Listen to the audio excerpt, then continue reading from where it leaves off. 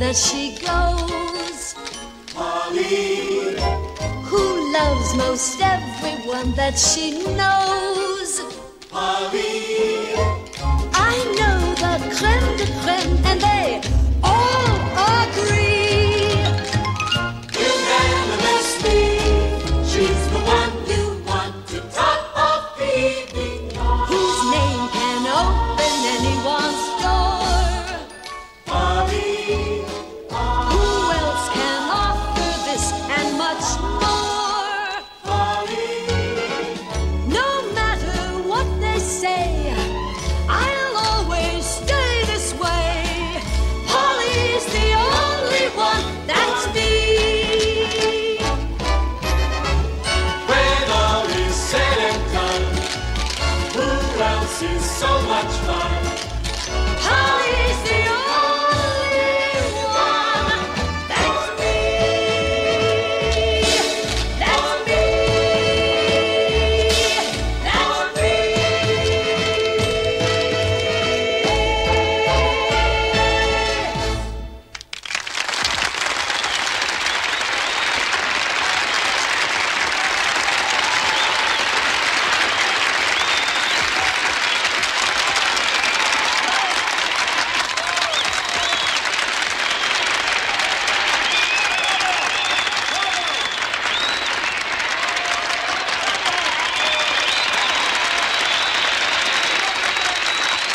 Moi, j'appelle pas ça du boulot.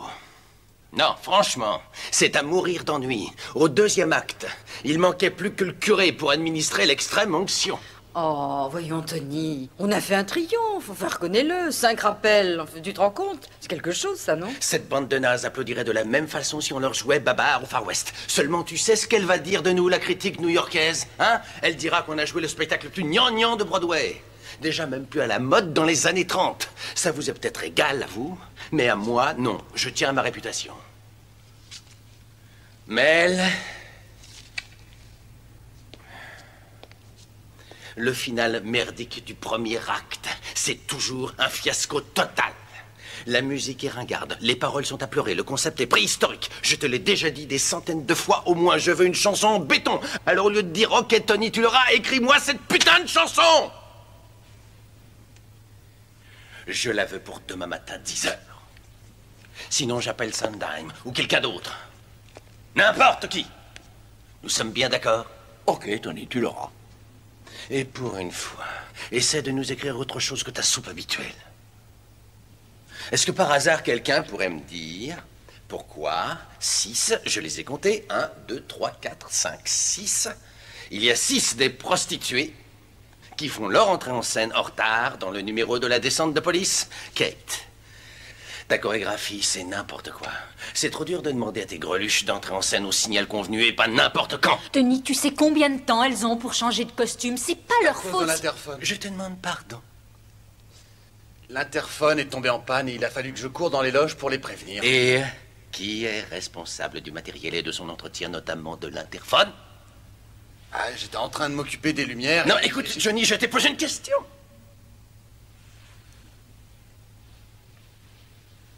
Très bien.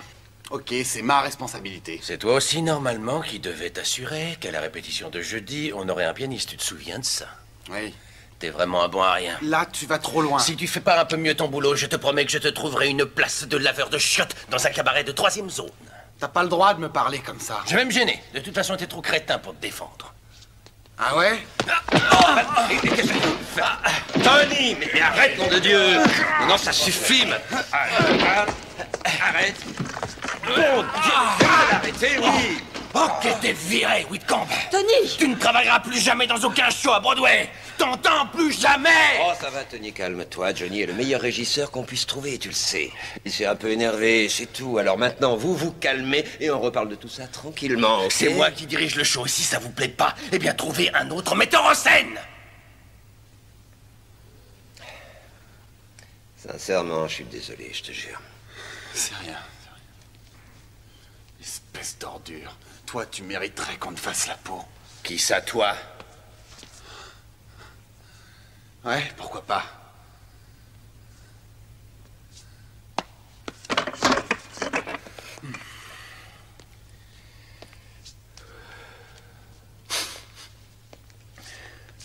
Bon, James. Le tableau principal. C'est nul, c'est mou, on dirait un chien écrasé sur une route. D'abord, c'est pas drôle. Il n'y a aucun mouvement, il n'y a rien du tout. On sent trop que t'as fait de la télé. Et que t'as pas donné dans ce qu'il y a de mieux. Tu vas me réécrire tout ça. Je veux qu'on le répète demain matin pour le spectacle de demain soir. Et pendant que tu y es, refais la première scène entre Tom et Amanda parce que... Polly Adler, c'est une vraie femme, c'est pas une pâle copie de Mae West. Je croyais que la scène fonctionnait tout à fait parfaitement. Tu te gourres comme d'habitude. C'est la première fois que je travaille avec quelqu'un qui a aussi peu de cœur et qui est aussi arrogant. Hey, et les enfants, vous entendez ça? Notre star sur le déclin nous fait enfin une scène d'émotion jouée à peu près correctement. Tu n'es qu'un petit con, Tony. Je te retournerai bien le compliment, mais je n'aime pas perdre mon temps bêtement. Allez, ça suffit. Mais surtout, préparez-vous à avoir plus de changements de costume. Et Mel, James, nous sommes bien d'accord. Demain matin à la première heure.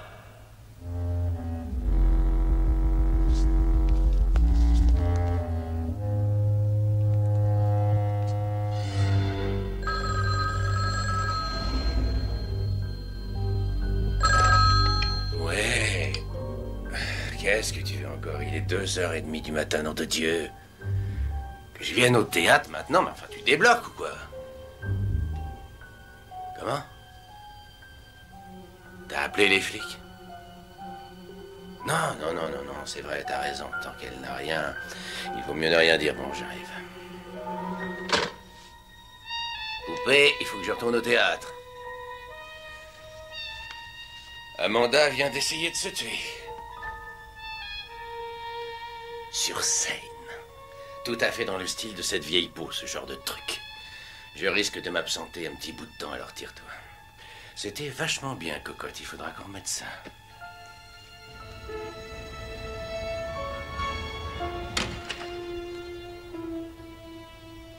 Eh bien, on n'est pas encore couché à cette heure-ci. On a mal au genou, et c'est à lui qu'il faut dire ça. On l'a pris à quelle heure, son médicament, ce soir? À 10h. Oui, ça va.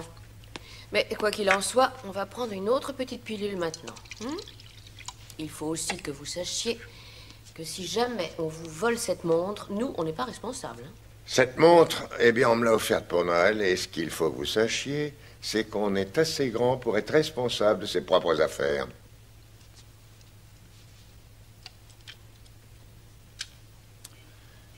Non, merci. Oui, je vois. Mais même la chirurgie arthroscopique, ça affaiblit l'organisme. C'est notre seconde nuit ici. Alors si on veut que le docteur nous laisse sortir dès demain, à mon avis, on ferait mieux d'être frais et dispo, d'avoir le teint rose pour qu'il voit qu'on est en bonne santé. On n'a pas envie d'avoir le teint rose et d'être frais et dispo, comme vous dites si bien. Mais par contre, on voudrait bien sortir de là le plus vite possible, non? Plutôt 2 fois qu'une.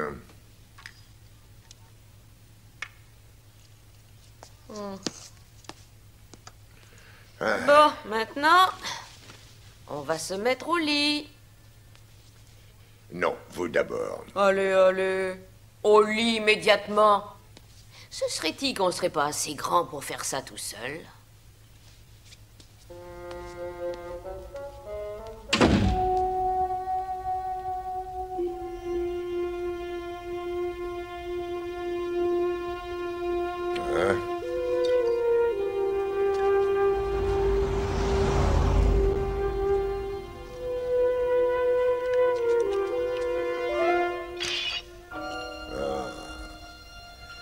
Désolé, mon gars, mais je ne peux rien faire pour toi.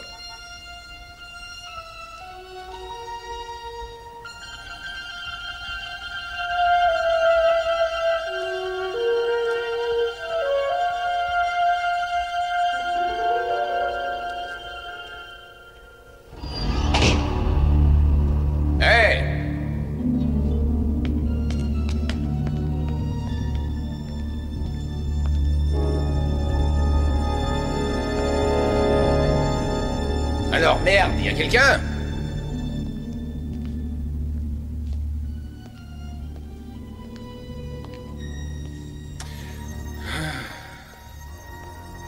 Bon, qu'est-ce que ça veut dire? C'est quoi ce jeu de crétin? J'ai affaire à qui? Un débile mental ou plutôt un...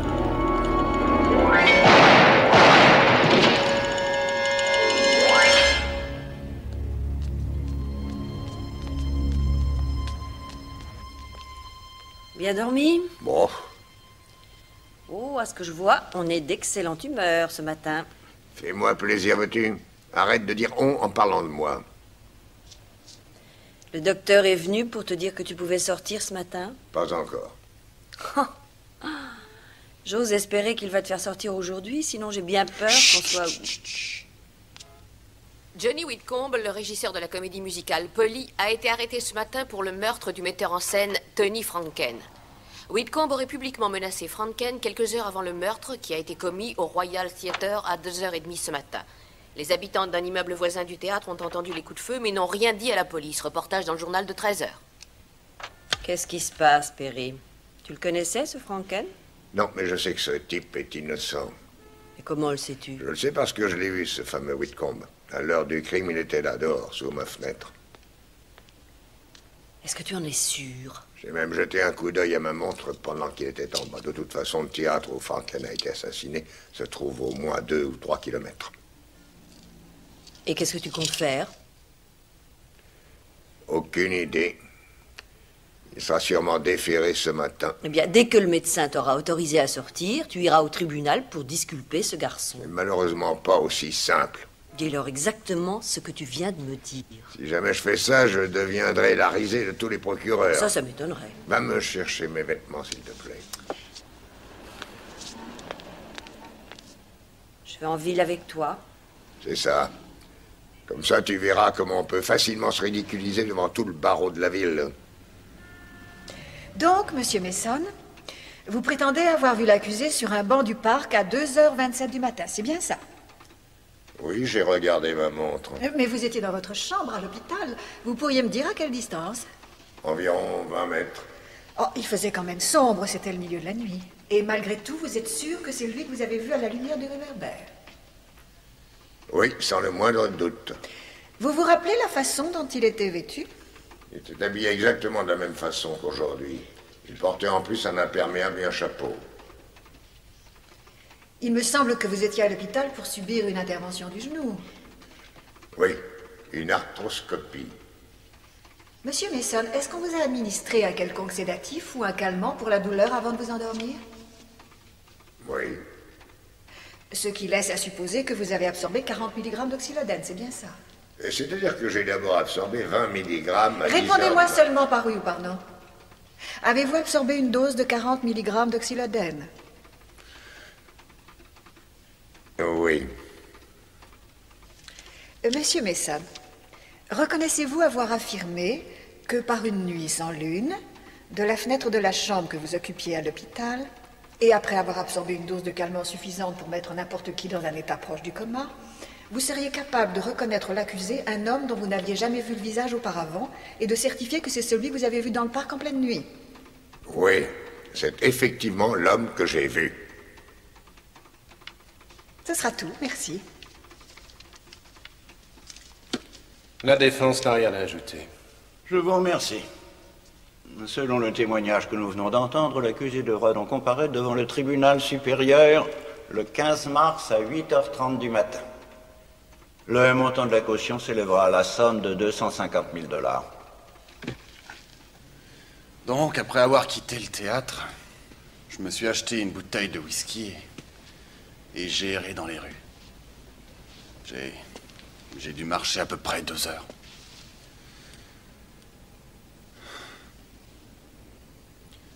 Sans doute pour réfléchir à ce que j'allais faire de ma vie. Vous vous rappelez où vous êtes allé? Pas vraiment.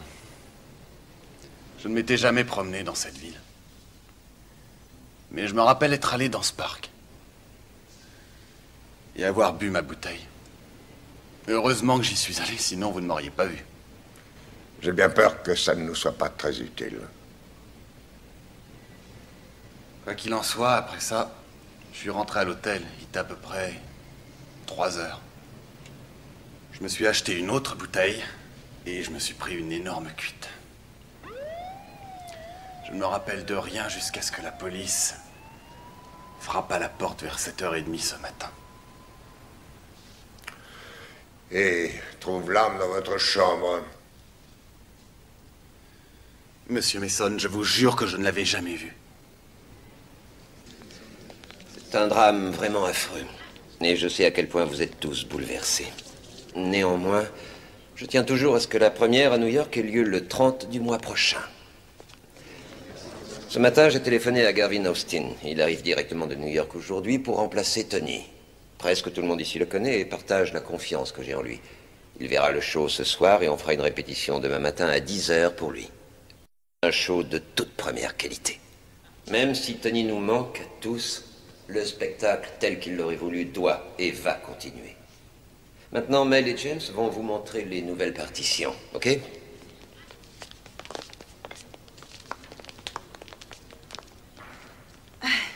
Monsieur Mason, je suis Amanda Cody. Je sais, je suis un de vos admirateurs de longue date. Oh. Je dois avouer que moi aussi. Oh, merci. Voici mon associé Della Street. Madame Street. Bonjour. Rappelez-nous Della et Perry, je vous en prie.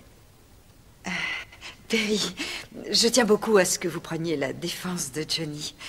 J'ai téléphoné à mon avocat sur la côte, mais il ne s'occupe pas d'affaires criminelles. Après tout, vous vous trouvez justement en ville en ce moment et vous savez, Johnny est une personne extrêmement honnête, incapable d'un tel geste. C'est aussi mon avis.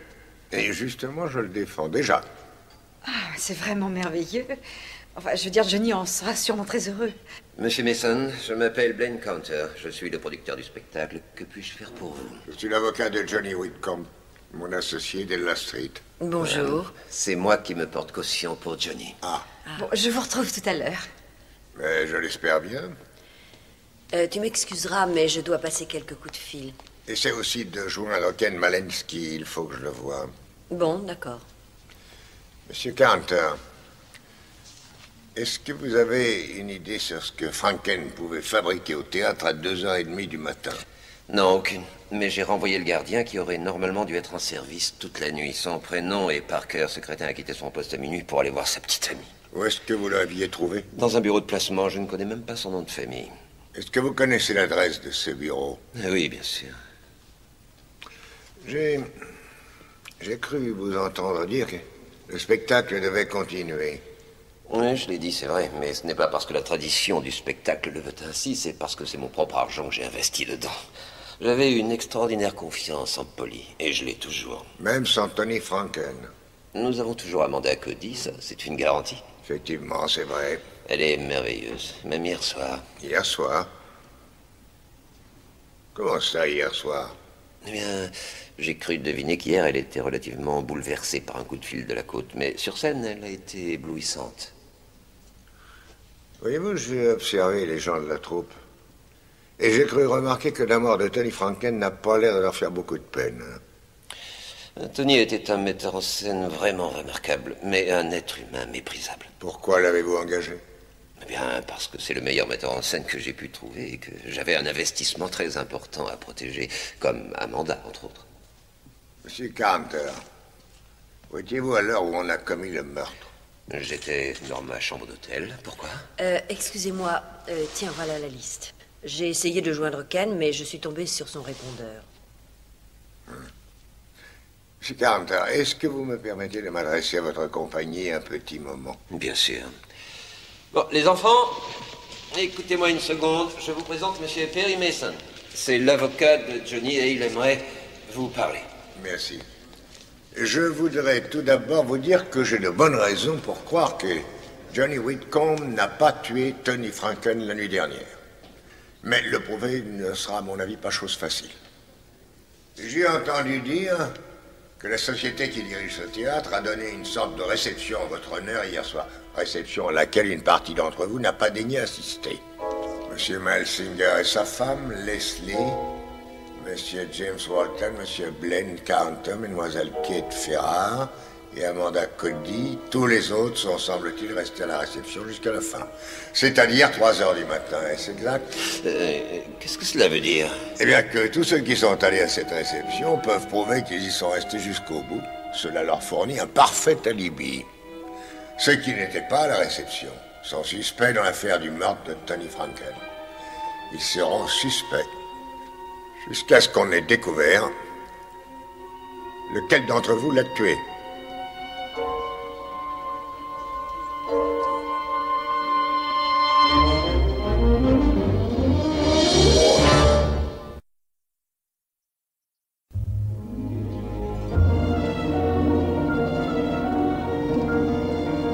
Monsieur Mason, Ed Brock de la criminelle. Vous êtes devenu lieutenant, je crois. Eh oui. Content de vous revoir. J'apprécie le fait que vous soyez venu. Vous aussi, d'ailleurs. Je m'appelle Ray, monsieur. Très bien, Ray. C'était la chambre de Franken.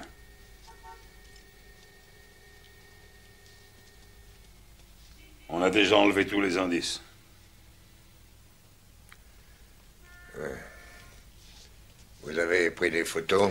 Ray, montre-lui.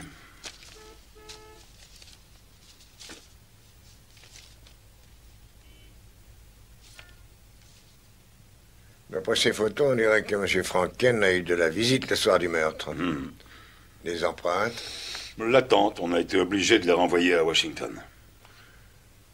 La question, c'est pourquoi Franken est retourné au théâtre à 2h30 du matin. À mon avis, Whitcomb a dû l'appeler en lui racontant un bobard. Je peux voir l'endroit où vous avez trouvé l'arme? Chambre 511, la chambre de Whitcomb.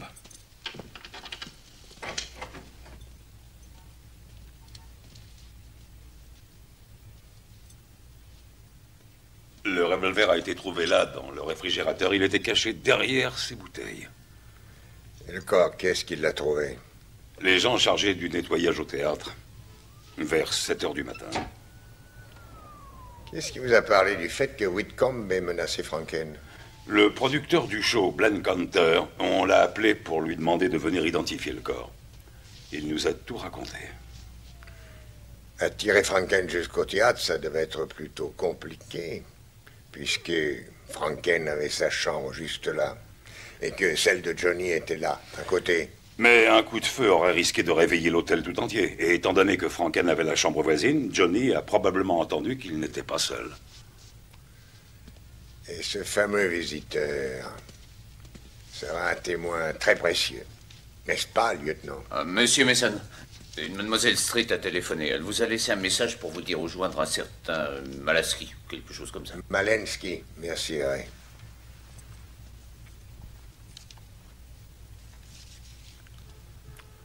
Vous me tiendrez au courant au sujet des empreintes sur le verre. Entendu, monsieur Besson. Merci pour votre aide. Donc, Madame Pitts, vous avez entendu le témoignage de Madame Gilman, comme quoi le 3 mars vers 21h30, votre fils, Walter, l'a menacé d'une arme et lui a volé 173 $ exactement, tout en la forçant à retirer et à lui remettre sa petite culotte. Madame Pitts, est-ce que vous pourriez me dire où était votre fils Walter la nuit du 3 mars de cette année? Nous avons passé toute la soirée chez moi à regarder la télévision. Toute la soirée? Pourriez-vous être plus précise? Eh bien, Walter est arrivé au moment où Vanna venait de renoncer à la voiture dans la rue de la Fortune. Et il s'en est allé seulement après que Johnny Carson ait fait son monologue. Vous savez, ce soir-là, Johnny recevait Alan Tick et Walter ne l'aime pas beaucoup. Merci, Madame Pitts. J'en ai terminé. Merci, Madame Pitts. Vous pouvez regagner votre place. J'appelle le père Alan Rooney.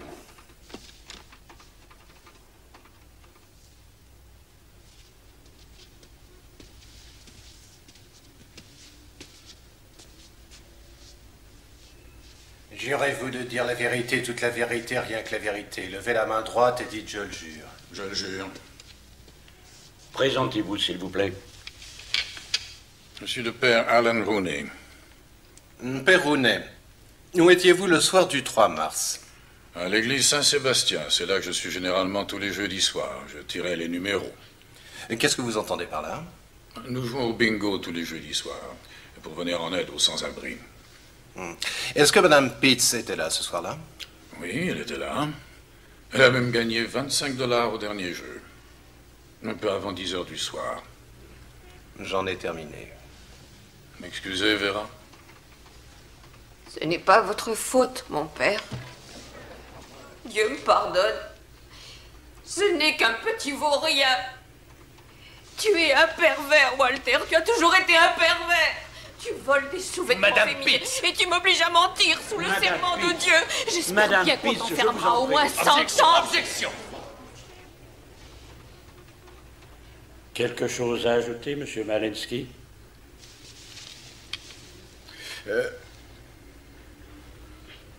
Non, votre honneur. J'ordonne une suspension d'audience de 10 minutes. Monsieur Malinsky, je suggère que vous consultiez votre client pour décider de la façon dont vous souhaitez poursuivre la procédure. J'espère que vous saurez tirer une leçon profitable de ce chapitre peu glorieux de l'histoire de la jurisprudence américaine. Je suis désolé, monsieur Malinsky. Écoutez, si vous me laissez un petit peu de temps, je vous rendrai les $500, je vous le jure. Les $500? Mais quels $500? Eh ben, les $500 qu'elle m'a donnés pour vous. Amy? Écoute, tu n'avais aucun client, alors je suis allée au poste de police et j'ai vu ce pauvre Walter qu'on allait accuser, qui avait l'air si innocent, et il n'avait pas les moyens de payer un avocat, Oui, c'est vrai. alors... J'avais déjà dépensé l'argent que j'ai volé à cette pauvre dame. Viens dehors, j'ai 2 mots à te dire. Oh, quelle écoute! Bon, comme ça tu m'achètes des clients. Pourquoi tu fais ça pour nous? Je savais pas que ça finirait Il n'est comme ça. pas question que tu m'achètes des clients. Je me fiche que tu aies de l'argent. Si j'ai du mal à m'en sortir, je me débrouille, c'est tout. Je ne veux pas... Si j'ai fait ça, c'est simplement dans le but de t'aider. Combien d'autres clients vas-tu acheter? J'en ai seulement payé 5 depuis qu'on a ouvert le bureau. Ça fait c'est tout. 6 clients. Et combien d'autres sont sur la liste d'attente? Je t'en prie, écoute. Oh, tiens, regarde qui est là. Ami, Ken, comment allez-vous? Eh bien, je n'ai plus une minute à moi. Ken a été fantastique. Ça ne m'étonne pas. Et ça marche, ton cabinet? Eh bien, ça dépend des jours. Moi, j'ai perdu mes 7 premières affaires au tribunal municipal, dont 2 étaient vraiment problématiques. Vous étiez là? Bon, j'ai entendu quelques bribes. Est-ce que tu as entendu parler du meurtre de Tony Franken? Ah, c'est difficile de passer à côté, on en parle partout. Je m'occupe de défendre le type qui a été arrêté. C'est lui qui a tué? Amy. Non, c'est une bonne question. Non, ce n'est pas lui. Seulement, je risque d'avoir besoin d'aide, alors si tu as le temps... Vous me flattez. On trouvera le temps. Parfait. Monsieur Mason, si Ken doit travailler sur cette affaire, est-ce qu'il pourrait être votre associé? Non, pas sur celle-là. Ne faites pas attention, elle veut si bien faire qu'elle est parfois trop ambitieuse. De quoi s'agit-il? Je voudrais que vous me fassiez un travail d'enquête. Je ne suis pas trop ambitieuse. Parfait. Dites-moi ce que je dois faire. Au théâtre, ils ont engagé quelqu'un comme veilleur de nuit, mais le soir du meurtre, il a quitté son poste pour aller voir une fiancée. Renseigne-toi sur ce type-là. Le fait qu'il ait justement choisi cette nuit-là pour s'absenter me paraît un peu trop fortuit. Eh bien, on n'a pas une minute à perdre. C'est un peu ta Della Street à toi.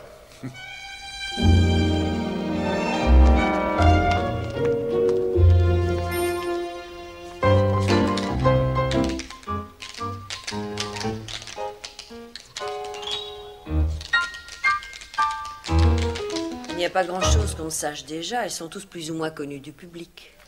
Rien de plus sur Tony Franken?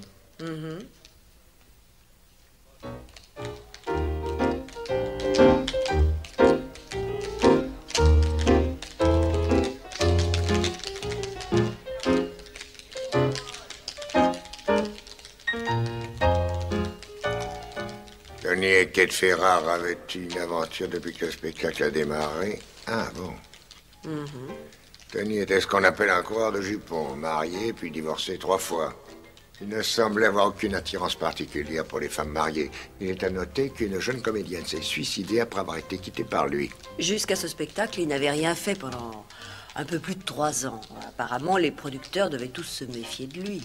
Sauf Blaine Counter. Je me demande pourquoi. Enfin, on va faire une enquête sur ces 3 ex-femmes et les autres. On ne sait jamais.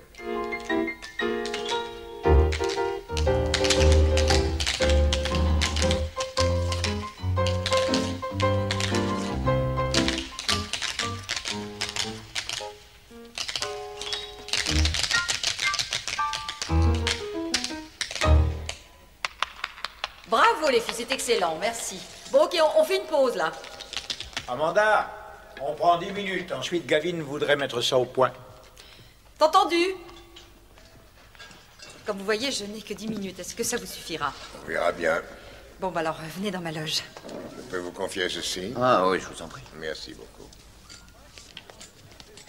Ça marche alors? Oui, plutôt bien, on dirait. Mel a écrit une chanson merveilleuse et Gavin a vraiment des idées percutantes. Il y avait cet ennuyeux ballet dans le second acte et il a décidé de le sucrer et ça passe beaucoup mieux. C'est incroyable. Et Tony, ne vous manque pas? Ah, il me manque autant qu'un mal de tête. Oh, je suis désolée. Ce que je viens de vous dire doit vous paraître cruel. Tony était un personnage tout à fait abject.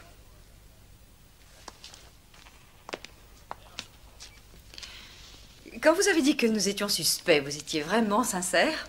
J'ai bien peur que oui. Il ne se serait probablement jamais rien passé si Blaine était intervenu comme il aurait dû le faire. Vous voulez dire quand Tony a renvoyé Johnny?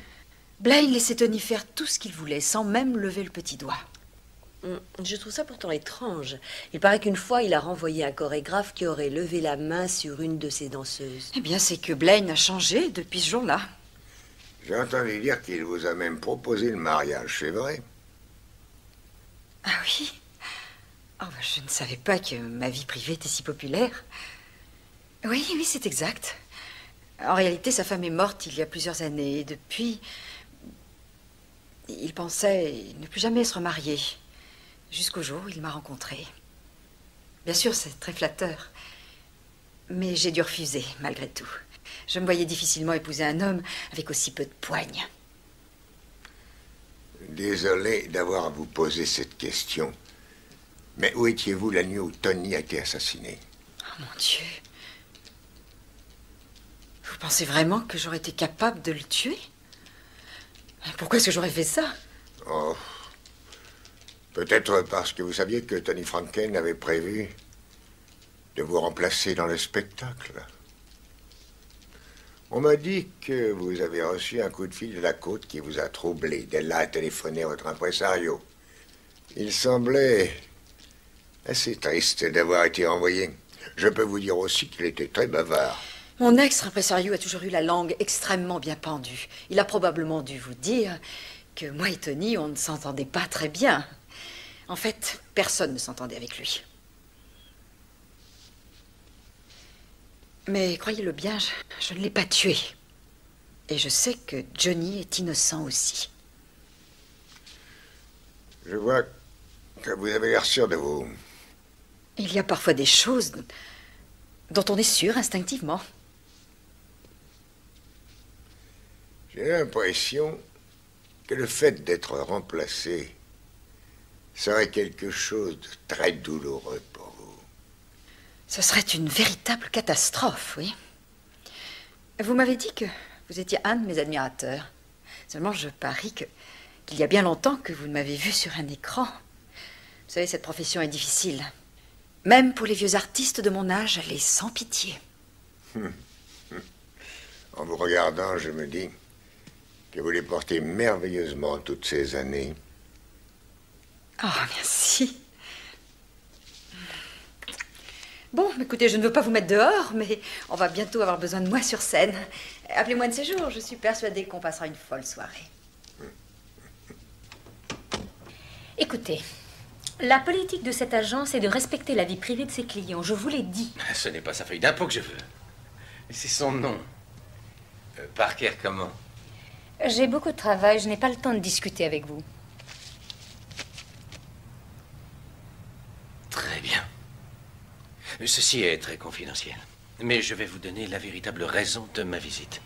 Pendant qu'il était de service au théâtre, plusieurs acteurs ont signalé que des objets de valeur avaient été volés dans leur loge. J'ai donc quelques questions à poser à ce Parker et je suis persuadé que vous voudriez que la police sache que vous avez participé de façon active et efficace à notre enquête. Oui, je voudrais qu'elle le sache, bien sûr. Très bien. Seulement, vous ne faites pas partie de la police. Alors si vous ne sortez pas immédiatement d'ici, je l'appelle et j'aurai enfin la paix.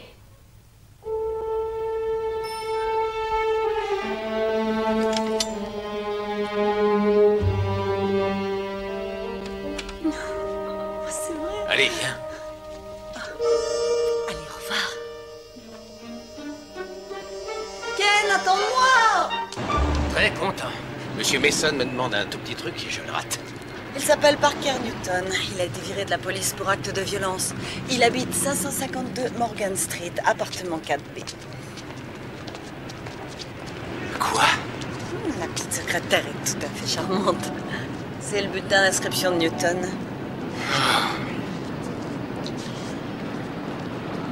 Bien joué. Bon, où est-ce que je te dépose? Nulle part, je viens avec toi. Tu viens de dire que Newton s'est fait virer pour acte de violence. Raison de plus, il vaut mieux qu'on soit deux.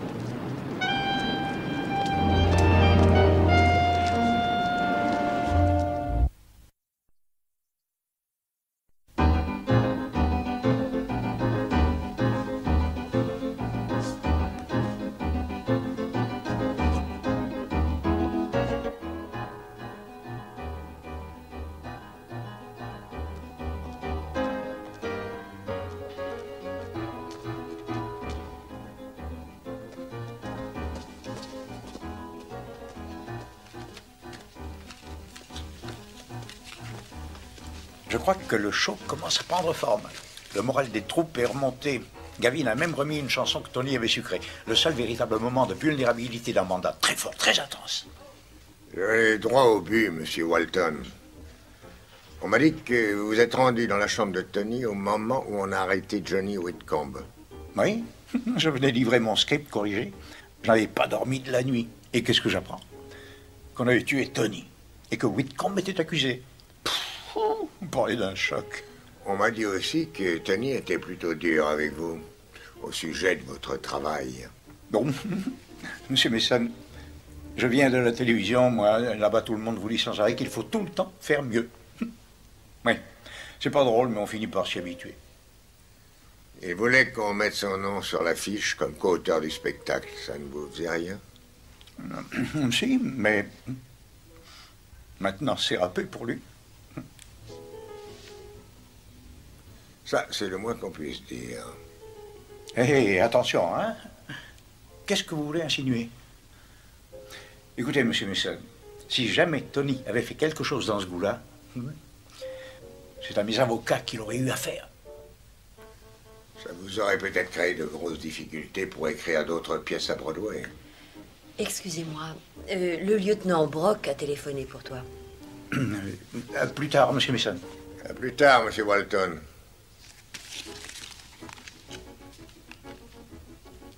Qu'est-ce qu'il voulait, Brock? Ils ont convoqué Leslie Singer pour la questionner. La femme du compositeur?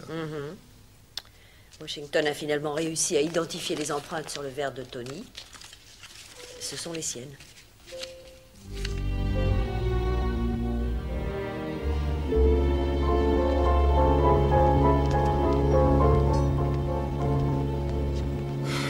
Je te laisserai pas faire. On est là pour ça. Il fait presque 2 mètres et il pèse 100 kilos. C'est un ex-flic qui tapait sur tout le monde. J'ai seulement 2 ou 3 questions à C'est lui poser. peut-être pas à lui qu'il faut les poser. Écoute, je ne veux surtout pas mettre en doute ta Je virilité. savais que je n'aurais jamais dû t'emmener. Chérie, je veux seulement t'aider, crois-moi. Je sais que toi, comme les autres, vous me prenez pour une petite fille riche qui sort à peine du collège, mais je voudrais te prouver que je peux aussi être efficace. Tu comprends? Je voudrais participer. Écoute, je voudrais que tu me considères comme ta Della Street.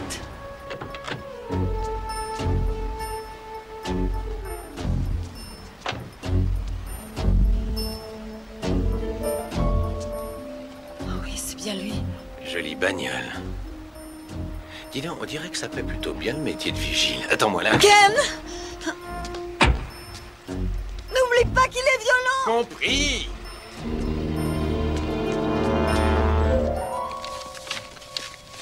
Excusez-moi. C'est vous, Parker Newton? Vous voulez quoi? Mon nom est Ken Malansky, je suis avocat. Félicitations, monsieur Kemelansky, mais pour l'instant, ça répond pas vraiment à ma question. Non, Ken Malansky. Oui, ça, vous l'avez déjà dit. En fait, je travaille pour un autre avocat, Perry Mason, vous en avez entendu parler. Nous défendons l'homme qui est accusé d'avoir tué Tony Franken. Et quel rapport avec moi? Je veux savoir ce que vous avez vu au théâtre cette nuit-là. Rien du tout. Comme je l'ai dit aux flics, je suis parti vers minuit. Voir votre petit ami. Drôle d'heure pour un rendez-vous. Écoutez, Cassie vend des fringues toute la journée. Et moi, je bosse toute la nuit, alors pour se voir, c'est pas vraiment évident. Dommage que vous soyez justement sorti ce soir-là. Ah ouais. Et comment je pouvais savoir qu'un type allait se faire buter? Les 3 semaines où j'ai bossé là-bas, il est jamais rien arrivé. Où travaille votre ami? Bon, bah maintenant, on a fini de discuter. Je crois que vous avez été dans la police. Écoute, du genou, maintenant j'en ai marre de voir ta tronche. Barre-toi. Tout le plaisir était pour moi.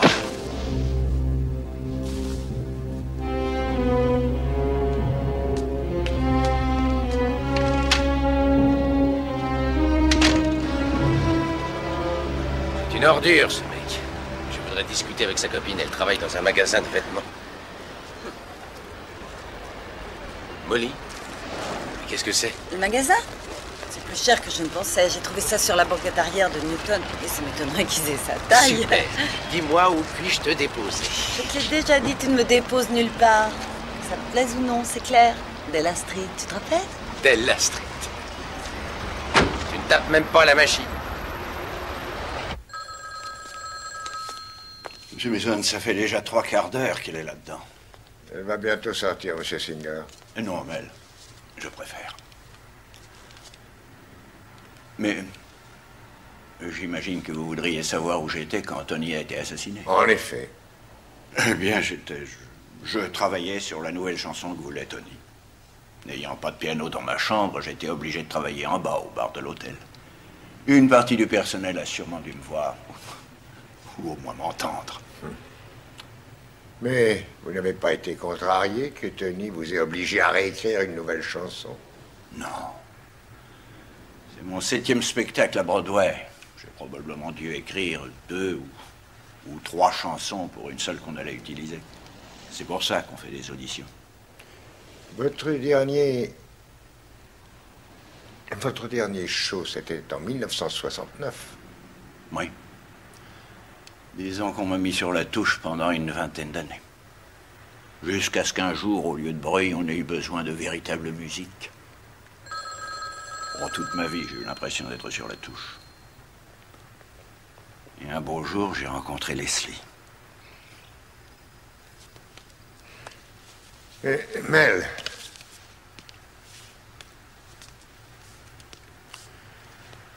La nuit où on a assassiné Tony, votre femme était dans sa chambre avec lui, vous le saviez? Écoutez, monsieur Mason, je sais parfaitement pourquoi Leslie m'a épousé. Elle a épousé un vieux musicien un peu connu et qui touchera d'énormes droits d'auteur, et ce jusqu'à la fin de sa vie.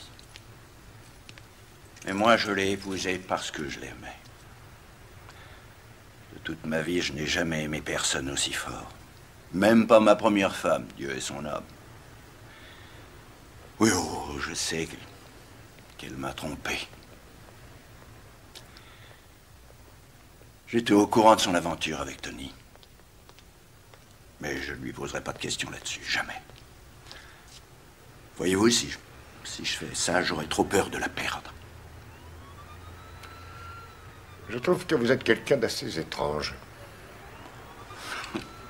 C'est le fait de savoir qu'elle a un amant, c'est le prix qu'il faut que je paie pour que cette femme merveilleuse veuille partager ma vie au moment du crépuscule de mon existence.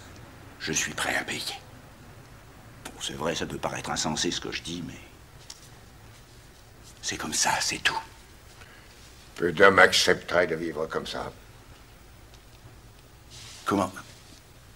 Vous ne pensez tout de même pas que j'ai pu tuer Tony par jalousie? Pourquoi l'aurais-je fait? Oh, je sais parfaitement qu'il y aura d'autres Tony.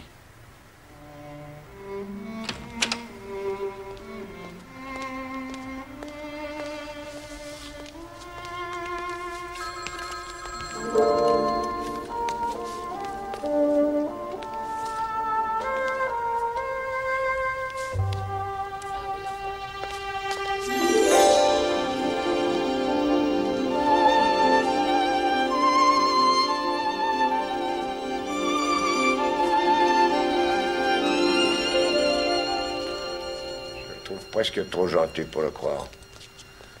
Quoi qu'il en soit, elle nous a pas appris grand-chose. Elle nous a seulement dit qu'on a appelé Franken en disant qu'Amanda Cody aurait tenté de se suicider, au théâtre.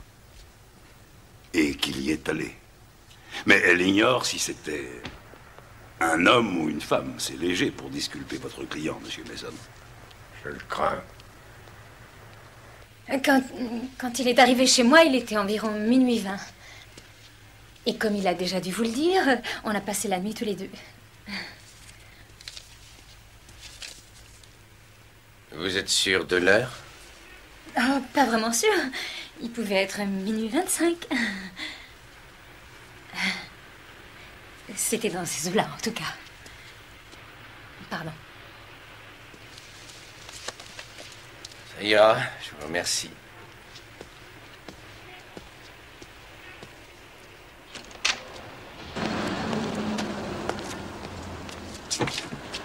Elle m'a raconté la même histoire que lui.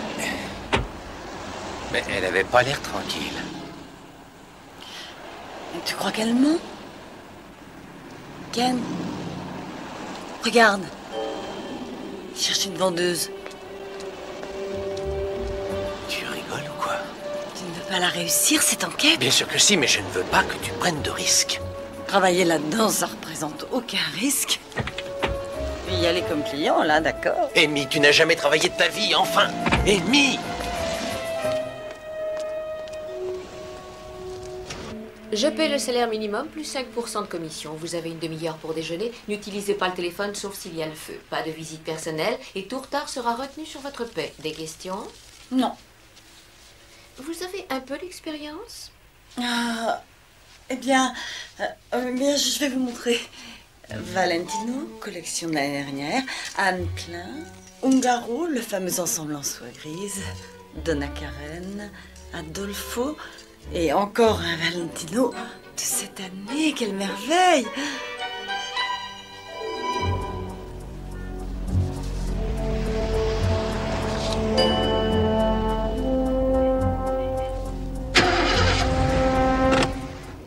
Comme je vous l'ai dit, tout ce qui a pu se passer entre Tony et moi, c'est terminé. J'ai été idiote d'avoir une histoire avec lui, connaissant sa réputation. Malgré tout, il m'avait juré qu'il finirait par se stabiliser et qu'il voulait une vraie histoire d'amour. J'ai été encore plus idiote de le croire. Vous dites que tout était fini, mais j'ai entendu dire que vous lui avez proposé de boire un verre le soir de sa mort. Oui, pour lui dire que tout était réellement fini. Vous comprenez, j'avais appris qu'il était l'amant de Leslie Singer. Vous avez dit que vous étiez en train de dormir dans votre chambre à l'heure où Tony est mort. Écoutez, monsieur Mason, si vous croyez que c'est moi qui ai tué Tony, vous faites une énorme erreur. Et c'est comme si vous m'insultiez. Je peux vous dire que tuer Tony parce qu'il vous a trompé, ça revient à tuer un chien sous prétexte qu'il aboie. Il est fait pour ça, c'est tout. Et puis, il a fait beaucoup pour moi. J'ai été 9 ans chef de ballet. Et c'est la seule personne qui m'ait permis de devenir chorégraphe. Votre fille doit avoir à peu près 1 an à présent. Où est-elle? Elle reste chez ma mère quand je pars en tournée. Pourquoi cette question? Tony était son père. Qui vous a dit que Tony était son père? L'aveu de paternité que vous avez rempli il y a 6 mois et que vous avez abandonné soudainement. C'était avant ou après que Tony vous ait proposé ce spectacle? Maintenant, ça suffit. Vous savez tout ce que vous pourrez tirer de moi.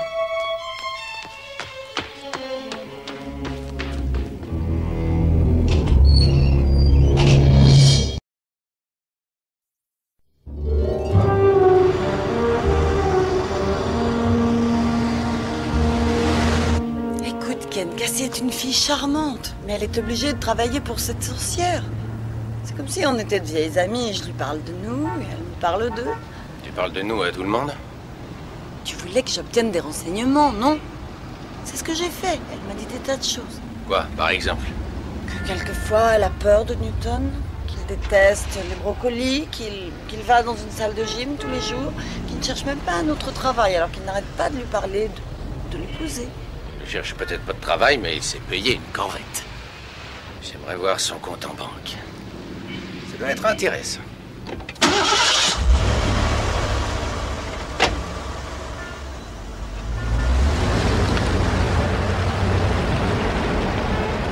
Et c'est ensuite que j'ai trouvé l'arme soigneusement cachée dans le minibar de la chambre d'hôtel de l'accusé. Lieutenant, maintenant je vais vous montrer la pièce à conviction numéro 9, un revolver que le lieutenant Maxwell de vos services de balistique a identifié comme étant l'arme du crime. Est-ce bien celle que vous avez trouvée dans la chambre d'hôtel? Oui, c'est celle-là, il y a encore ma marque. Est-ce qu'il y avait des empreintes digitales dessus? Non, parce que Whitcomb devait sûrement porter des gants. Objection. Proposition formulée gratuitement sans le moindre fondement. Accepté. La réponse fournie par le témoin et reportée dans le dossier est non. Lieutenant Brock, la première fois que vous vous êtes introduit dans la chambre de l'accusé, la porte était-elle verrouillée? Elle était fermée, oui. On a dû utiliser le passe-partout du directeur de l'hôtel. C'est le genre de porte qui se verrouille automatiquement quand on est fermée. Dans ce cas, cela veut dire que la personne qui a caché l'arme du crime dans la chambre de l'accusé A eu besoin d'une clé pour entrer. Merci, lieutenant, j'ai terminé. Monsieur Mason? Pas de question, votre honneur. Et vous, qu'est-ce que vous faites? Non, moi, je suis avocat. Ah ouais? Oui. Je crois qu'il y a pas mal d'avocats qui feraient bien de fréquenter les salles de gym. Mais ils passent leur temps dans leur fauteuil. Ça, c'est vrai, vous avez raison. Dites-moi, il y a des avocats qui viennent s'entraîner chez vous? Non. Mais venez là tout de suite, je vous fais un essai gratuit. D'accord, mais je n'ai pas mes affaires. Eh ben, on va vous en prêter. Eh, Willy, vous allez voir le matériel qu'on a. Les autres salles de gym en sont malades. Tiens, Willy, prête à Monsieur Maleski des affaires. Mon nom est Malensky. Prête à Monsieur Maleski des affaires pour travailler. Ouais, suivez-moi. Alors, à tout à l'heure. Oui.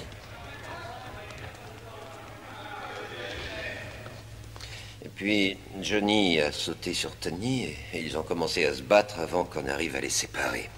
Est-ce que vous pourriez nous dire ce que l'accusé a dit à Monsieur Franken ensuite? Objection. Ça ne repose sur rien. Et le témoin est influencé. Je retire ma question. Monsieur Canter, est-ce que l'accusé a dit quelque chose une fois que vous l'avez séparé de Monsieur Franken? Eh bien, il était très en colère et je suis sûr qu'il ne pensait pas ce qu'il a dit. Répondez à la question, s'il vous plaît. Il a dit, je cite, « Espèce d'ordure, tu mériterais qu'on te fasse la peau. » Et que s'est-il passé? Eh bien, Tony a demandé à Johnny si c'est lui qui allait le faire et Johnny a répondu oui, pourquoi pas. Bien, j'ai terminé. Monsieur Mason? Monsieur Canter, pourquoi n'êtes-vous pas intervenu quand Franken a renvoyé l'accusé? Je l'ai fait, je lui ai même dit que Johnny était un formidable régisseur. Mais c'est vous le producteur. Vous auriez donc pu facilement vous opposer à une décision si arbitraire. C'est vrai, oui, c'est moi le producteur, seulement, en général, c'est le metteur en scène qui a le pouvoir d'engager ou de renvoyer le personnel du spectacle, et j'estimais que ce n'était pas à moi d'intervenir. Tony Franken avait l'intention de remplacer Amanda Cody dans votre show, n'est-ce pas? J'ai entendu des rumeurs là-dessus. Et si ça avait eu lieu, vous vous seriez opposé à cette décision? Objection, hypothétique et hors de propos. Accepté.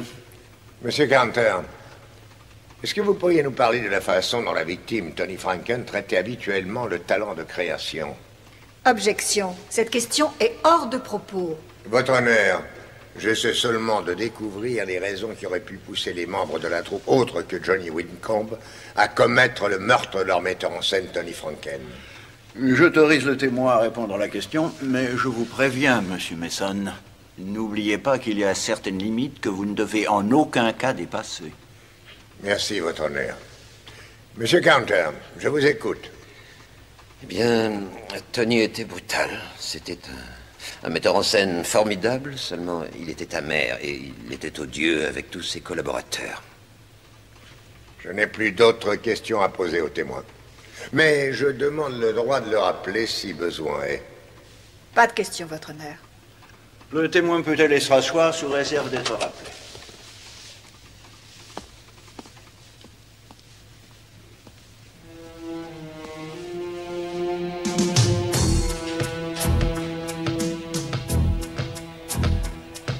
Hey, Newton, t'es un accro de la muscu, toi, hein? Tu crois que je veux un gros bide comme le tien? Très bien, on verra bien qui se dégonfle le premier.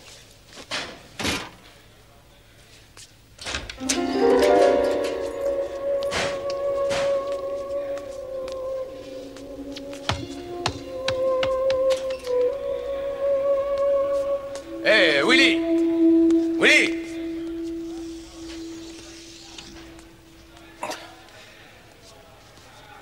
Excuse-moi de te déranger, j'ai fait une grosse bêtise. En me déshabillant, j'ai perdu la clé de mon casier. T'en fais pas, c'est lequel? Merci, c'est celui-là.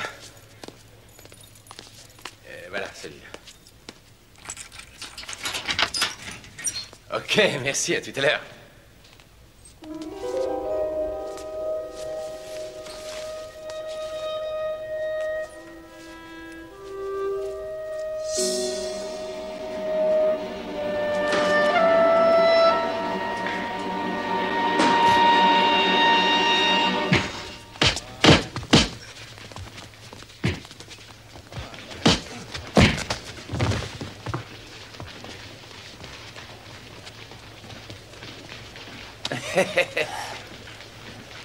Tu sais ce qu'on vient de recevoir? Un vélo d'entraînement avec carrément un ordinateur. Avec ça, tu sais combien il te reste de jours à vivre. Et où est-ce que tu trouves le pognon? Tu braques des petites vieilles dans la rue ou quoi? Tu rigoles, les inscriptions ont augmenté de 20% depuis le mois dernier. J'ai même un avocat depuis aujourd'hui. Tiens, il faut que je voie d'ailleurs.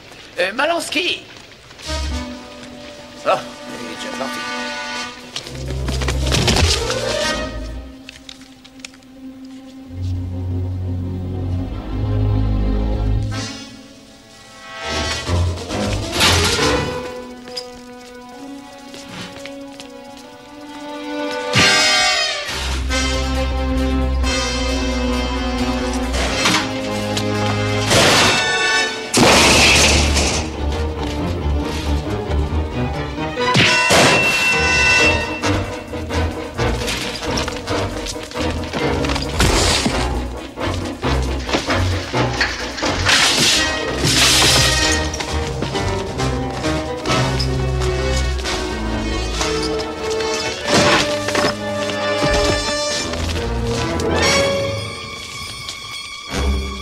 On va pas pouvoir leur tenir longtemps, vous feriez bien de filer.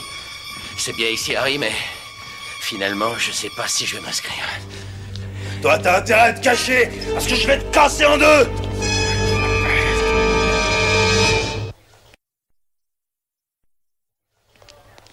Monsieur Mason! Comment ça va? Très bien, merci. Le juge nous a autorisé à faire passer la victime en jugement. J'ai entendu dire que Tony Franken se faisait des ennemis comme on se fait des amis. C'est bien ce que je veux démontrer. Moi aussi, j'ai eu une bonne journée.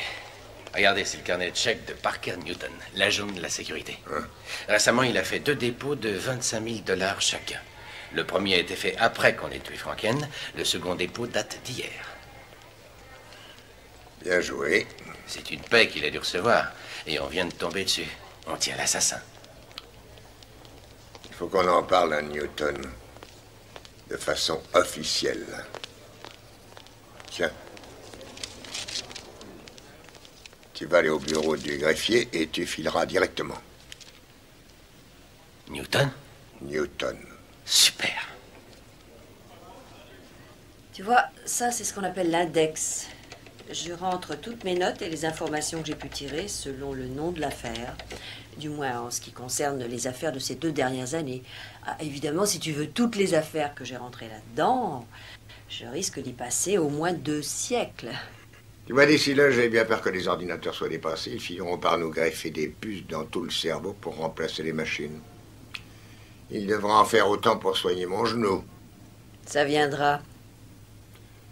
Quoi d'autre? Voyons. 2 des ex-femmes de Tony Franken se sont rencontrées et habitent maintenant à New York. La 3e dessine des costumes à Londres. Tiens, si ça t'intéresse, il y a aussi un photostat de cette jeune actrice qui s'est suicidée. Elle s'appelait Vanessa Grant. Elle a laissé un message disant qu'elle était enceinte et qu'elle ne pouvait plus continuer à vivre avec Tony. Évidemment, il a nié toute l'histoire. Un vrai gentleman. Tiens, jette aussi un coup d'œil là-dessus. Blaine Counter, sa femme est décédée il y a 4 ans environ. Et il y a une enquête menée par un coroner. Cancer, trop forte absorption somnifère, auto-administrée. Et aucune accusation n'a été portée. Non. Ah, C'est pas tout. Tiens, regarde, la note d'hôtel de James Walton, datée d'hier. Il y a des frais intéressants là-dessus, non? Ouais, oui. Écoute, tu sais ce que tu vas faire? Tu vas dire à ta machine tout ce que tu m'as dit. Je n'en ai pas pour longtemps. Ah oui. Si jamais ton ordinateur te révèle le nom du meurtrier, essaie de ne pas oublier de le rentrer aussi.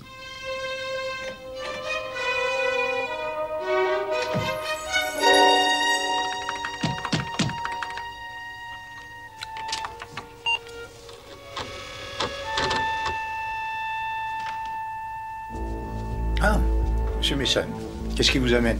Vous avez quelques minutes? Oui, bien sûr. Entrez. Un peu de café?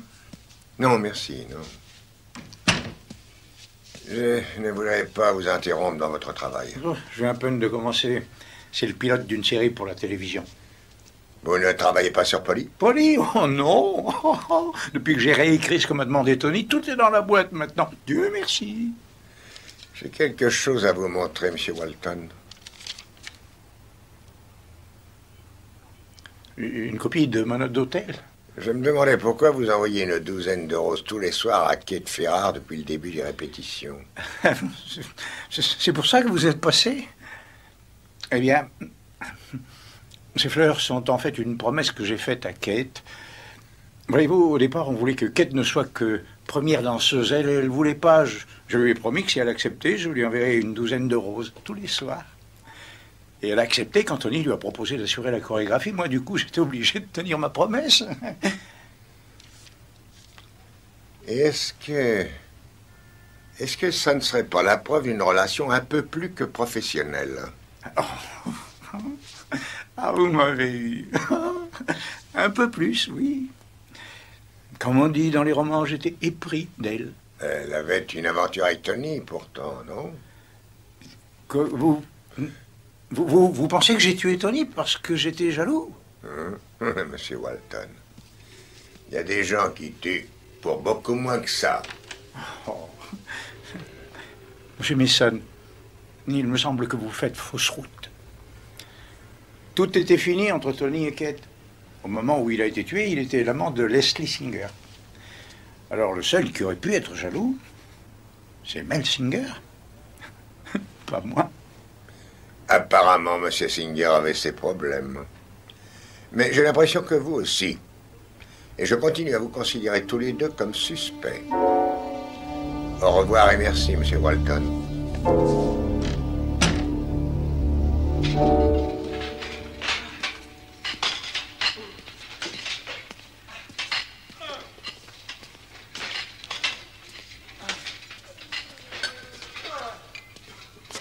Mais qu'est-ce que... Tu vois ça? C'est une convocation pour témoigner au procès de Johnny Whitcomb demain. Alors à demain.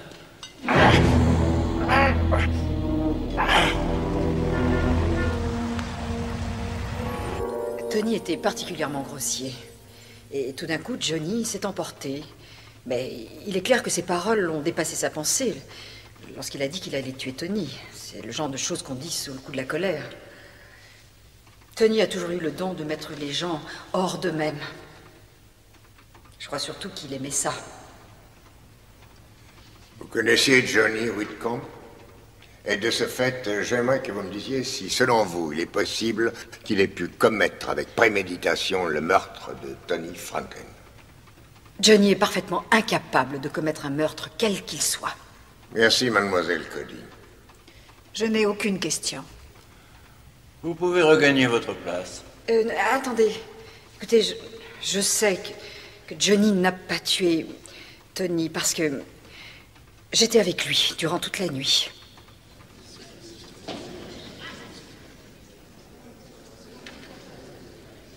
Pourquoi ne pas nous avoir dit ça plus tôt?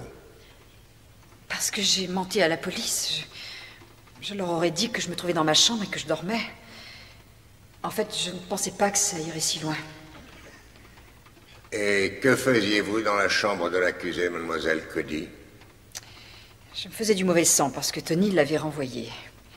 Et je n'arrivais pas à dormir. Alors je suis allée dans sa chambre aux environs de 2h15. Il était allongé sur son lit, il dormait. Et je suis restée avec lui pratiquement jusqu'à l'aube. Vous voyez, il n'aurait pas pu être au théâtre et tuer Tony. Comment êtes-vous entré dans la chambre de l'accusé? Il m'avait donné une clé. Et comment expliquez-vous que dans la déposition qu'il a faite à la police, l'accusé a déclaré qu'il n'était pas rentré à son hôtel avant environ 3 heures du matin? Entendu. Je vais tout vous avouer. Je vais vous dire pourquoi Johnny n'a pas pu tuer Tony Franken. C'est tout simplement parce que c'est moi-même qui l'ai tué.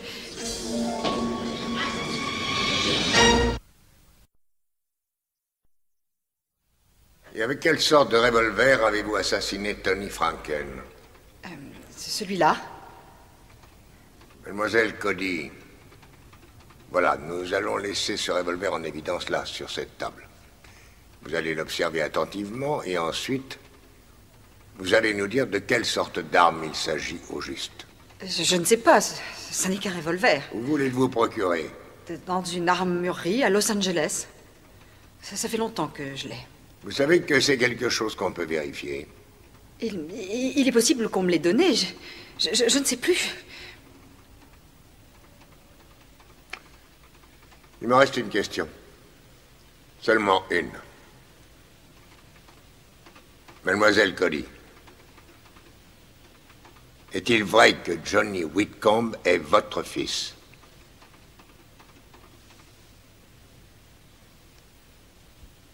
Oui. Nous nous étions arrangés pour que ça reste secret.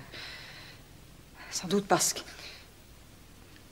je ne voulais pas que mon public sache que j'étais assez âgée pour avoir un fils aussi grand.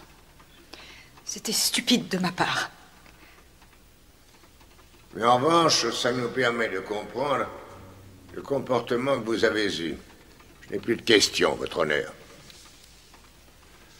Mademoiselle Cody, vous n'avez donc pas tué M. Franken? Non, mais je voulais l'aider.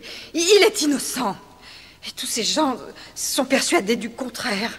Écoutez, Mademoiselle Cody, nous comprenons que vous aimiez votre fils, mais ce n'est pas comme ça que vous l'aiderez. Je vous demande de regagner votre place maintenant. C'est au procureur de décider si oui ou non vous serez inculpé de faux témoignages. Votre honneur, le bureau du procureur n'a aucun intérêt à ouvrir une procédure d'inculpation contre ce témoin.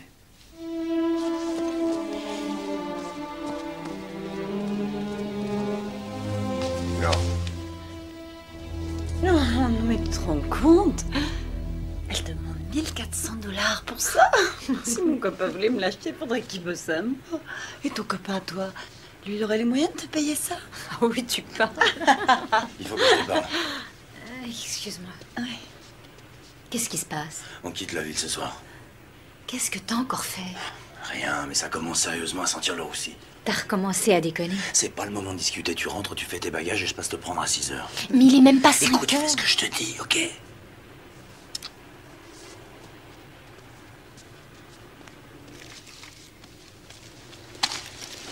Écoutez, c'est très urgent, il faut que je parte tout de suite. Vous ne pouvez pas partir maintenant, la fermeture c'est dans une demi-heure. Je sais, mais...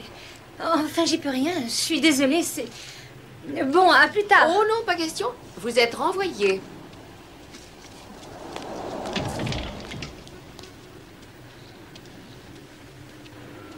Je peux savoir ce que vous faites? C'est une bonne question, je téléphone. Primo, je vous prierai de me parler mieux que ça. Secondo, je vous l'ai dit, pas d'appel personnel. Si vous voulez mon avis, vous avez un sérieux problème de comportement.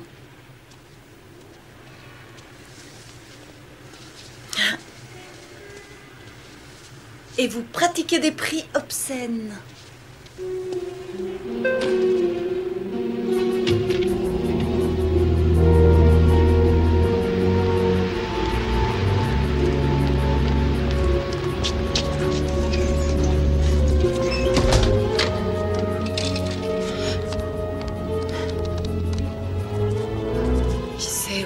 Au bureau de M. Ken, Malensky, il n'y a personne, blablabla, numéro, vous rappellera dès son retour. Merci, mais... Ken, où es-tu? Il faut que je te joigne immédiatement. Écoute, Newton quitte la ville, il doit passer prendre Cassie chez elle à 6 heures. Il ne reste plus que 3 quarts d'heure. Bon, alors écoute. Elle habite dans l'immeuble Aspen sur la 21e. Je t'aime, fais bien attention à toi. Bisous. Monsieur Carter, vous aviez déjà travaillé avec Tony Franken, je crois. Oui, il y a 4 ans. Je crois aussi qu'à cette époque, votre femme était déjà très malade. Hein? Oui, un cancer. Et lorsqu'elle a su que son cancer était inopérable, vous avez voulu l'aider, non? Qu'est-ce que tout cela a à voir avec le meurtre de Franken? Monsieur Carter, je suis navré d'avoir à vous poser des questions à propos de cet épisode très douloureux de votre vie. Mais je pense que tout cela a un rapport avec l'affaire de mon client. Votre honneur, il n'a pas le droit... Répondez à la question.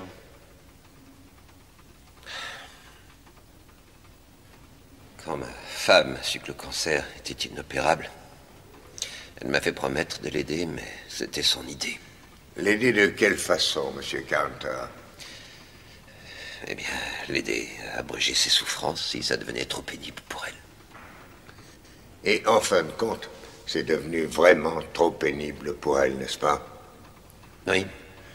Vous avez donc demandé à Tony Franken de vous procurer une boîte de somnifères. J'ai une objection à faire. Monsieur Mason semble faire le procès d'une autre affaire. Votre honneur, comme je l'ai dit, notre défense est basée sur le fait qu'une personne autre que l'accusé a tué Tony Franken. J'ai bien l'intention de continuer à défendre mon client avec des bases solides. Objection rejetée. Continuez. Donc, vous êtes allé chez Tony pour les somnifères. Sans ordonnance, je ne savais pas comment les avoir autrement. Je savais que Tony prenait souvent ce genre de choses. Donc, ensuite, enfin, en disant ça, je sais bien que je risque d'avoir des problèmes, mais il est temps que je vide mon sac maintenant. Donc, Tony m'a donné les pilules. Je les ai apportées à ma femme. Elle a décidé de les prendre. Ce que j'ai fait, je ne pense pas vraiment que je le regrette, parce qu'elle souffrait terriblement. Ensuite, évidemment, tout le monde a cru qu'elle s'était suicidée, qu'elle avait agi seule. Tout le monde sauf Tony. Et c'est pour ça que vous l'avez engagé pour diriger le spectacle alors que personne ne voulait de lui. Lorsqu'il a appris que j'allais monter Polly, il a dit que si je ne l'engageais pas, il s'arrangerait pour révéler l'histoire au public. Et ensuite, il a continué d'utiliser cette menace contre vous. Chaque fois qu'il le pouvait, oui. C'est pour ça que je n'ai pas bougé quand il a renvoyé Johnny. Et vous n'aviez aucun moyen de savoir combien de temps il pourrait encore continuer à exercer ce genre de pouvoir sur vous? Non. Et vous étiez au courant du fait qu'il avait l'intention de renvoyer Amanda Cody, une femme que vous vouliez épouser? Oui. Monsieur Carter, seriez-vous prêt à dire que vous aviez un mobile parfaitement valable pour tuer Tony? Je dirais que jamais une mort ne m'a fait autant plaisir que la sienne. Au moment du meurtre, je crois que vous étiez seul, en train de travailler dans votre chambre d'hôtel. Oui. Mais cela ne vous aurait posé aucun problème de quitter discrètement votre hôtel et de revenir sans être vu par qui que ce soit? Probablement, mais je n'ai pas quitté ma chambre. Quoi qu'il en soit, il n'y a pas de témoin pour le confirmer.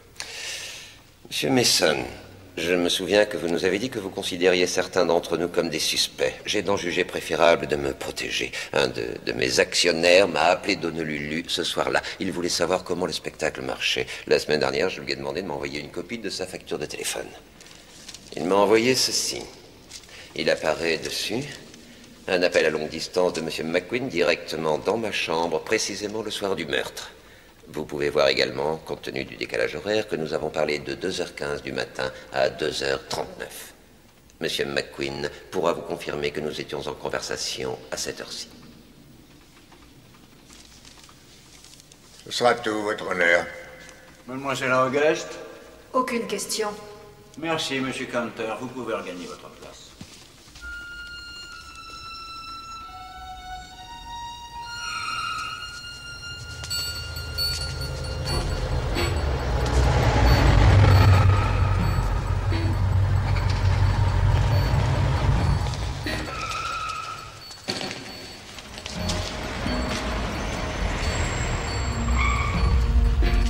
Cassie! Alors c'est vrai, tu quittes la ville? Oui. Oh, mais comment je vais me débrouiller, moi, sans toi? Allez, viens quand même me dire au revoir. Vous pourriez déplacer votre voiture? Donne-moi ton adresse, comme ça je viendrai te voir. On n'a pas d'adresse, alors bougez votre voiture. Oui, 2 secondes. Tout de suite! Mais c'est pas la peine de crier comme ça va? Ta gueule!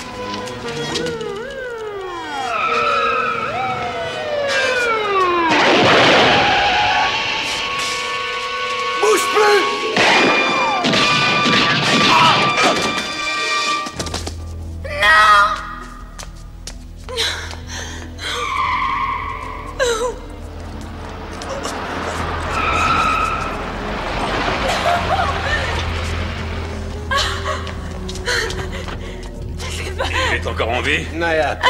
Bon, j'appelle une ambulance. Non! Et toi, ça va? C'était du gâteau. C'est fini.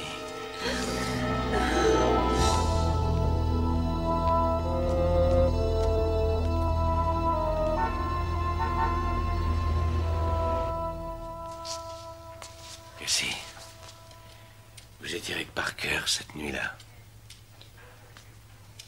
Il faut dire la vérité maintenant. Il m'avait dit de dire que j'étais avec lui cette nuit-là. C'est lui qui a tué Tony Franken? Non. Mais il sait qui c'est. Comment est-ce qu'il le sait? Il a, en quelque sorte, surpris l'assassin au théâtre, je crois. Le type lui a promis de l'argent pour qu'il se taise. Parker a reçu l'argent, 50 000 $. Il a même essayé d'en avoir plus. Le type qui était-ce, Cassie? Je sais rien, il n'a pas voulu me le dire. C'était un homme, vous êtes sûr? Je suis même pas sûre. Merci, Cassie.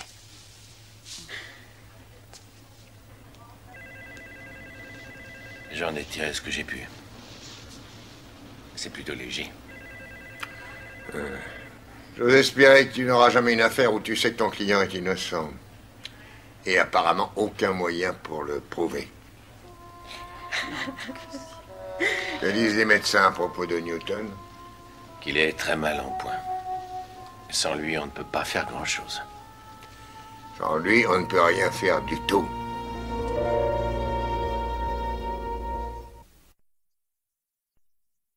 On devrait déjà avoir des nouvelles de l'hôpital. Je suis sûre que Ken nous appellera dès que Newton pourra parler. Tu ne crois pas qu'il serait temps que tu ailles au tribunal? C'est encore une bonne demi-heure. Perry, depuis le temps que tu consultes ces dossiers, tu vas les connaître par cœur. Je n'ai jamais eu aussi peu de temps sur une affaire que sur celle-là. Alors que pour moi, il est absolument évident que mon client est innocent. Le pire, c'est de savoir que malgré tout, je suis impuissant. Si seulement je n'avais pas pris ces sédatifs. Je vais ouvrir.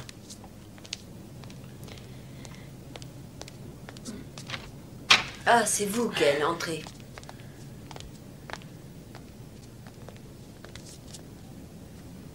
Je suis navré, monsieur Mason. Newton est mort il y a 20 minutes. Est-ce qu'il avait repris connaissance? Non, Brock a laissé quelqu'un près de lui toute la nuit. Son ami a très mal encaissé le choc, mais je crois que ça va aller. Mais... Ah, ça y est. Quoi? Vous savez qui c'est? Ken, tu vas faire quelque chose pour moi aussi vite que tu peux et je veux te voir au tribunal dans 45 minutes. Tu téléphones à qui? À Brock. Je veux qu'il me contacte le chef de la sécurité de l'hôtel. Passez-moi le lieutenant Brock, s'il vous plaît. Allô, Brock? Monsieur Mason, Nous vous attendons.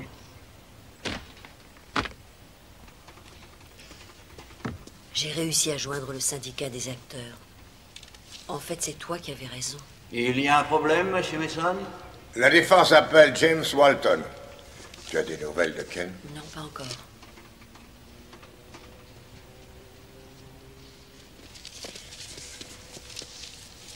Jurez-vous devant Dieu de dire la vérité, toute la vérité, rien que la vérité, levez la main droite et dites « je le jure ». Je le jure.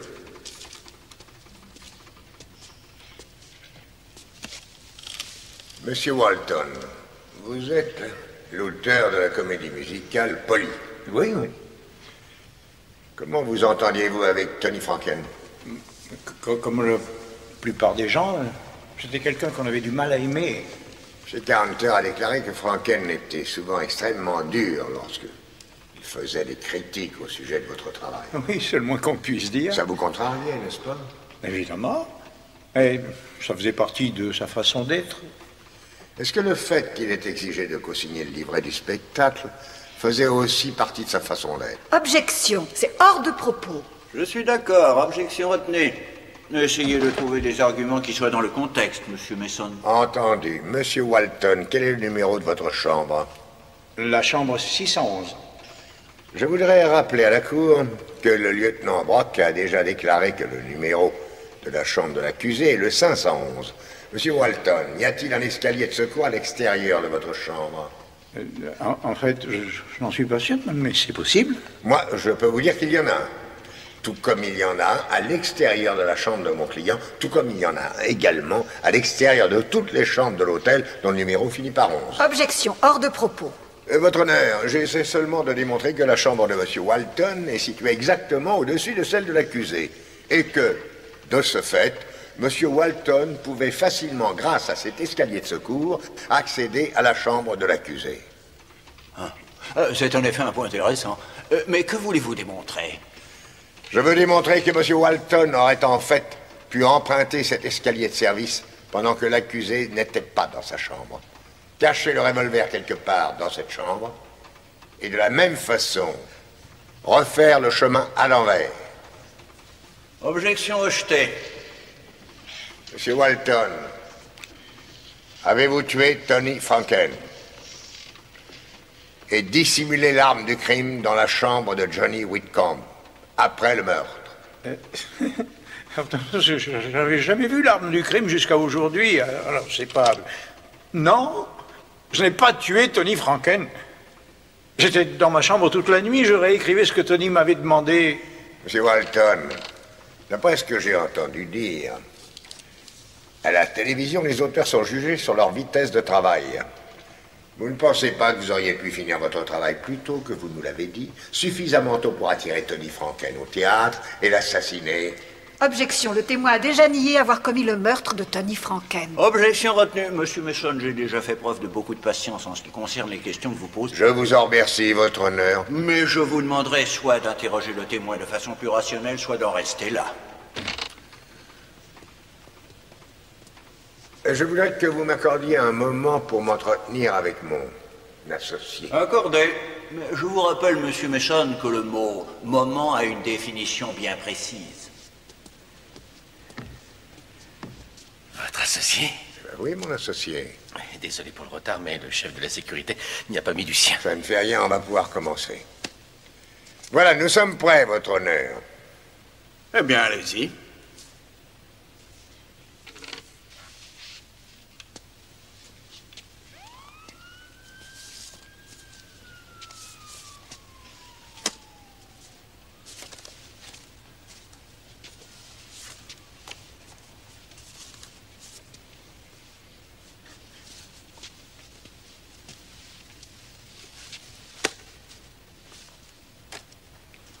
Monsieur Walton, lorsque vous écrivez, vous utilisez un traitement de texte?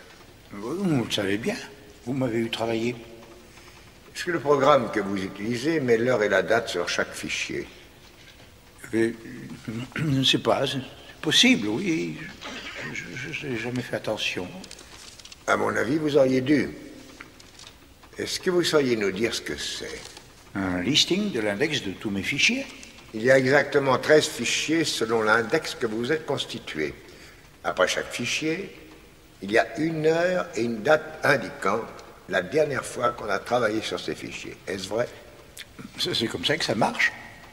Et ici, après le fichier intitulé Polly, il y a une date. La même date que celle du meurtre de Tony Franken. Quelle est l'heure indiquée dessus?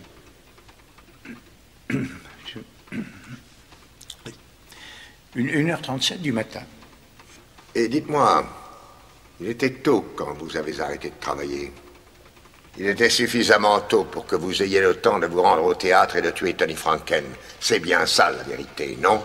Objection, cette question a déjà été posée. Objection retenue. Vous comptez vous arrêter là, monsieur Mason? Non, votre honneur, j'ai l'intention d'aller beaucoup plus loin. Monsieur Walton a effectivement tué Tony Franken. Monsieur, il est dingue. Quel mobile j'aurais pu avoir? Oui, ça, j'avoue que ça m'a posé un problème. Enfin, jusqu'à ce que je vienne vous rendre une petite visite dans votre chambre. Oui, écoutez, c'était mon tout premier spectacle à Broadway. Alors franchement, pourquoi j'aurais tué le metteur en scène qui allait le présenter et en faire un succès qui me rapporterait une fortune? Effectivement, monsieur Walton. Non. Vous n'auriez pas tué un homme pareil. Mais vous auriez tué un homme qui était responsable de la mort de votre sœur. Monsieur Walton, pourriez-vous identifier les gens qui se trouvent sur cette photo? Mais il y a moi, ma sœur et mes parents. Merci, mais attendez, ce n'est pas tout. À présent, voilà une photocopie d'un article du New York Examiner, et cet article est accompagné de la photo d'une jeune femme.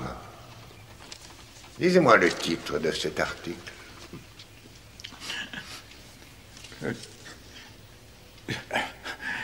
Le suicide dramatique d'une actrice. Cette jeune actrice, c'était Vanessa Grant, et Vanessa Grant s'appelait en réalité Edith Walton. Et Edith Walton était en réalité votre sœur, n'est-ce pas? C'est la vérité, oui. À présent, je vais vous montrer la pièce à conviction numéro 9. Identifiée comme étant l'arme du crime.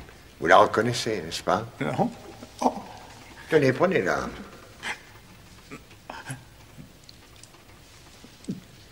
Alors, vous la reconnaissez? Non. Votre honneur, si vous le permettez, le témoin va regagner sa place sous réserve d'être rappelé. Et j'appelle M. Parker Newton à la barre. Je vais le chercher. Il attend dans le couloir. Non!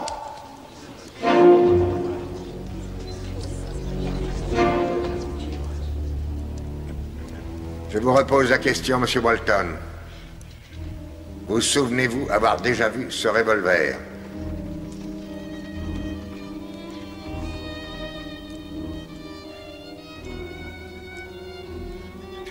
C'est le revolver. C'est celui qu'on sera utilisé pour se suicider. Et vous vous êtes dit que ce serait une justice quelque peu ironique si vous utilisiez cette arme, la même arme, pour tuer Tony Franken, c'est ça, n'est-ce pas? Il a fallu que j'attende très longtemps pour tuer cette tortue.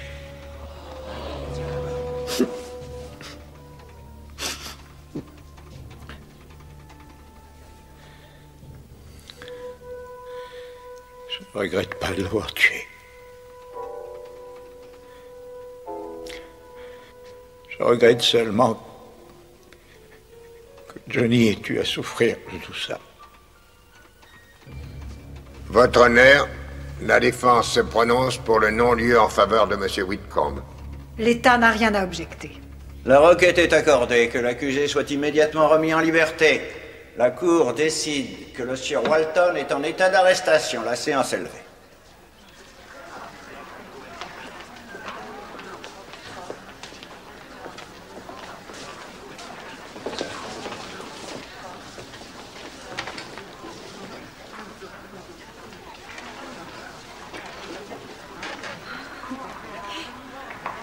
je vous adore, Perry.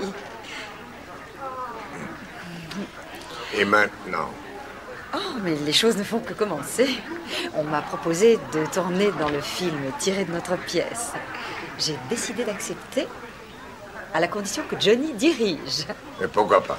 Il sera sûrement très bien. Amanda et... Maman. Maman. Perry, je ne sais pas quoi vous dire. Ne dites rien. Oh, bon, j'espère qu'on se verra à la réception après le spectacle. Avec plaisir, oui. Mademoiselle Cody, je crois qu'il y a des gens de la presse un peu partout, alors si vous le voulez, vous pouvez passer par mon bureau, il y a une autre sortie. Ah, merci, votre honneur. C'est gentil. Johnny? Maman.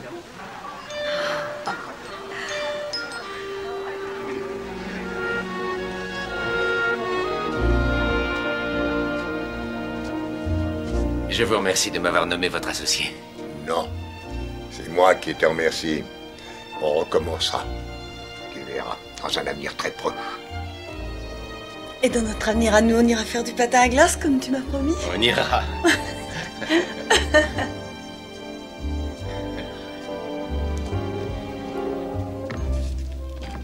C'est pour le dégeler qu'elle a dit ça.